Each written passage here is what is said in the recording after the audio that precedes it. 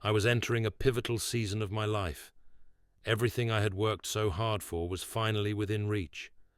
I was just steps away from what I thought was the dream, something I had given my entire life to. Early mornings, long nights, miles of running, training, pushing myself beyond exhaustion. I would visualize success constantly, imagining what it would feel like to finally arrive. Everything I did revolved around achieving that one goal. Then, one day, during what seemed like a routine situation, something I could handle in my sleep, everything changed. I took a hit, felt my body go limp, and I knew something was wrong. But I didn't think it would be life-changing. My breath left my body. I couldn't move. I thought it was just a stinger or temporary injury. But then the pain didn't leave. It stayed. I was rushed off, barely holding on. I heard the words no one wants to hear.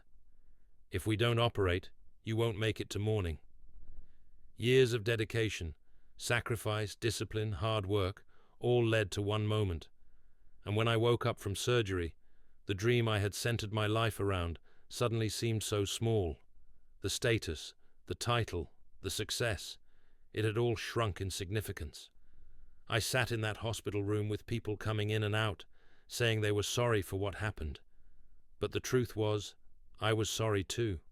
Sorry that I had put all of my value in one thing. Sorry that I had limited what life could be. Sorry that I had limited God to just one outcome. I had built my identity on a title, on an achievement, and when that was gone, I felt like I was too. That's why now I smile when people say, if I could just get this position, this title, this income, then I'll be good. But what happens if you don't? Or even more, what happens if you do, and it still doesn't fulfill you? Can you trust God when the answer is no?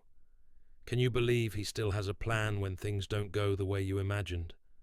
When the road detours, when dreams die, when expectations crumble, can you still walk in faith?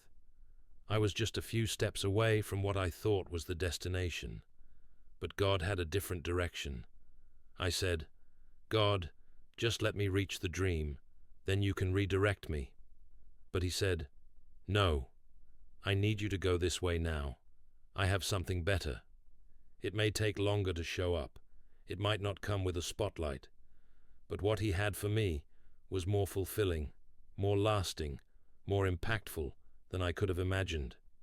One day, I stood in a place I never expected, doing something I never planned, and I felt the same fire in my soul that I once felt chasing that dream. That's when I knew I was exactly where I was supposed to be.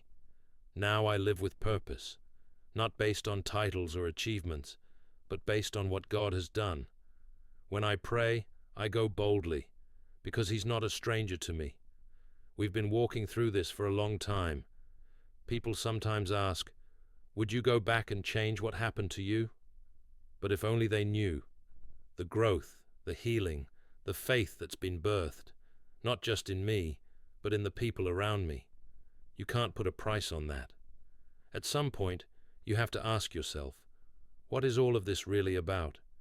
Because it's easy to say, why me, when life hits hard?